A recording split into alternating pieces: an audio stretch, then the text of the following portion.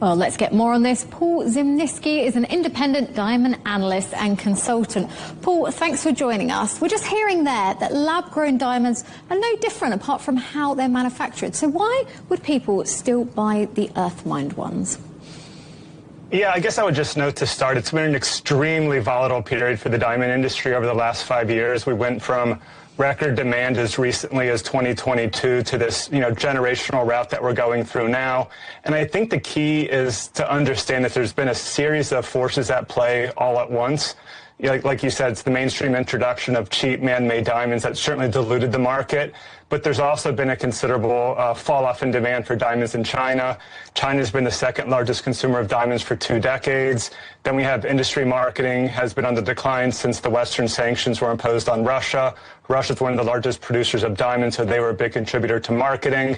And then we had the tariffs in the U.S. last year, which led to, I would say, import hesitation of diamonds in the U.S., and the U.S. is the largest consumer of diamonds. So there's been multiple things happening at once that kind of led us to where we are today.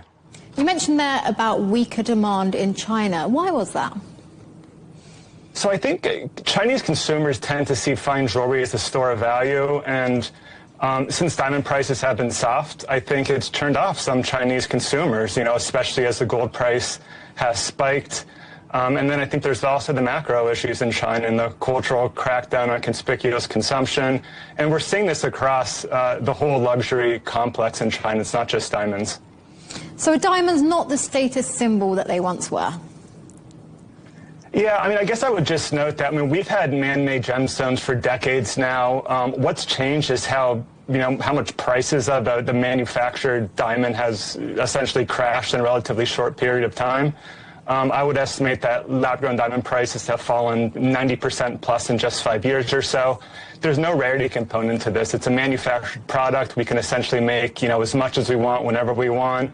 And demand for this product has, I would say, inversely correlated with price. So as the price of these lab-grown diamonds has fallen, demand has picked up, and I think that's definitely impacted the natural diamond industry as well. China is the biggest producer of lab-grown diamonds. How do you expect this industry to keep developing?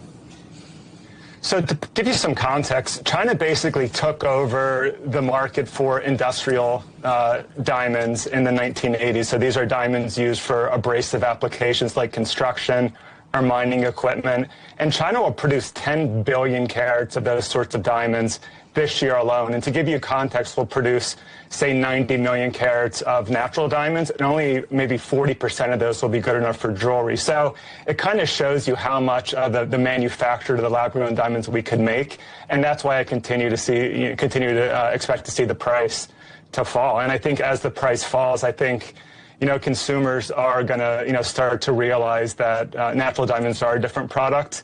I think when you look at, just celebrities, engagement after engagement, the, celebrities tend to still want natural diamonds. I think wealthier consumers still want natural diamonds. So I think, as the dust settles with the novelty of this lab-grown diamond product, I think, consumers are going to want to come back and want the real thing, but we're certainly in a lull at the moment. Paul, thank you. Paul Zimnisky, independent diamond analyst, thanks for those insights.